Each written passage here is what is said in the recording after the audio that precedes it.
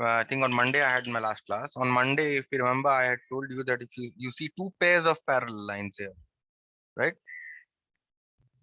You see two pairs of parallel lines. What are those parallel lines? You see this FE parallel to DB. And what is the corresponding triangle here? If you see DCB is the triangle. That means you can apply BPT in this triangle, right? So let's apply BPT in this triangle. So applying basic proportionality theorem in triangle BCD. We get CF by FD is equal to, that is this length by this length must be equal to this length by this length, which is equal to CE by EB. Fine. So this is what we have applied BPT. Now let us call this 1. Okay. Next, what you see here is you have DE, this line parallel to AB. Let's apply BPT in the bigger triangle ABC. So applying BPT,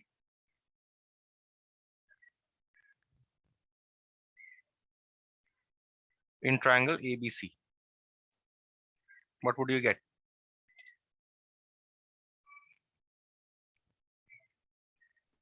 Sir, CD by AD. Yes, CD by AD. That means this length CD by AD. Then CE by EB. Is equal to CE by EB, right?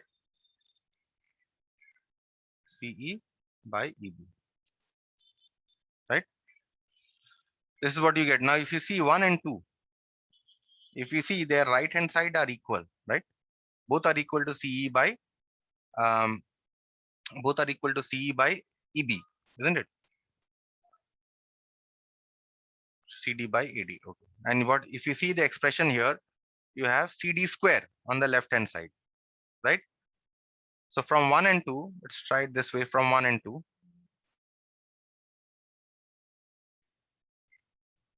What do you get? CE by EB, and this is also equal to CE by EB. So we have CF by FD is equal to CD by AD, isn't it? But you see on the right hand side here, what you need to prove, you have a CD here, right? So what you do here is, so that your CD does not get removed, you take this CD in the denominator. That means you take by invertendo, right? You can invert. So you can write FD by CF is equal to AD by CD, isn't it? So now what you do here is, in this, once you have got this, you add 1 to both sides. Why you add 1? Or you can also say by componendo. Remember componendo? From componendo, what can you say? FD plus CF divided by CF is equal to AD plus CD by CD, isn't it? By componendo.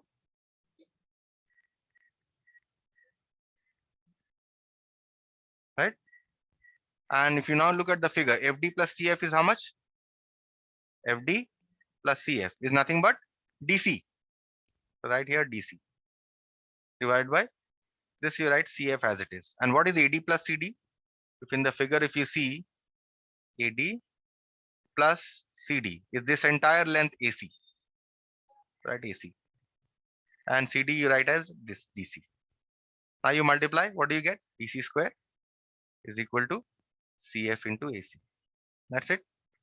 That is what you had to prove. Okay. Any question here? In the notes, I've done it in a little different way. Okay. You can follow this way. This way, I think, is easier. So let's move on to the next application of BPT. This time, in the next problem, we shall be applying not only BPT, but the converse of BPT also. But remember always one thing, that once you have applied a theorem on a particular figure, you cannot apply the converse of the theorem on that same figure. Is that understood? For any theorem, I'm saying. If you have applied a particular theorem on a certain figure, after application of the theorem, you cannot apply the converse theorem.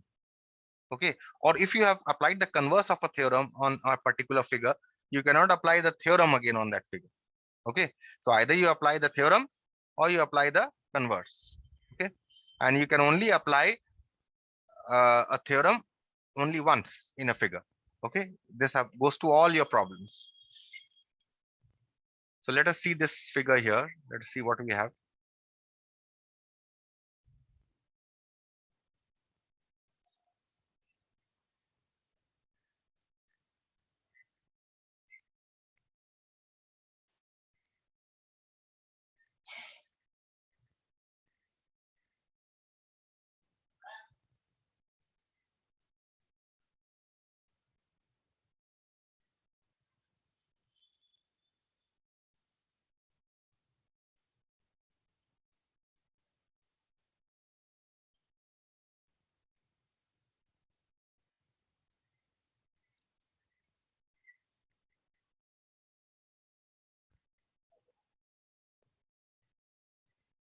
Okay, so we have three lines here. Okay.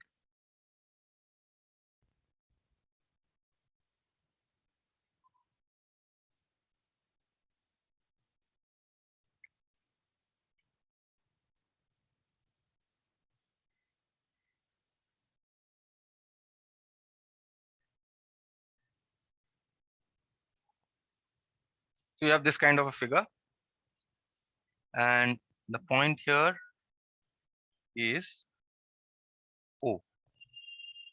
This point is given to be O. Now let's read. This figure is given, but what lines are parallel and everything, this is not marked. So let's mark it. In the figure, ABC are points on OP, OQ and OR. Fine, we can see that it's given. Such that AB parallel to PQ. So AB is parallel to PQ. This is not marked, so we'll mark.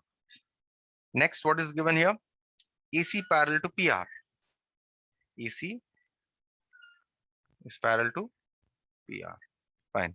Show that BC parallel to QR. That means you need to show that this line is parallel to this line. Fine. Let's proceed. First, you see two parallel lines here. AB parallel to PQ. AB parallel to PQ. Right? So that means which triangle can you see? You can see the triangle OPQ. So apply BPT on the triangle. This triangle here I'm talking about. OPQ. So apply BPT here. Applying BPT in triangle OPQ. What do you get? Excuse me, sir. Tell me. Sir, many of them are trying to join the meeting. But can't join. Yes, sir. So applying BPT here, what do we get? OA by AP is equal to OB by BQ. Okay. Call this one. Next, what other lines you see parallel? This line is parallel to this line. That means we can apply BPT in triangle ORP. So we write first AC parallel to PR. Applying BPT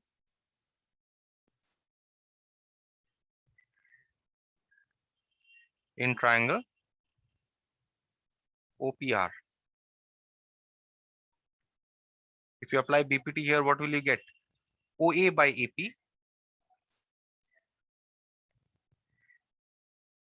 is equal to OC by CR. Right? This is what you are going to get. Now, if call this 2. Now, if you see 1 and 2, OA by AP is here, OA by AP is here. That means these two must be equal. Therefore, from 1 and 2,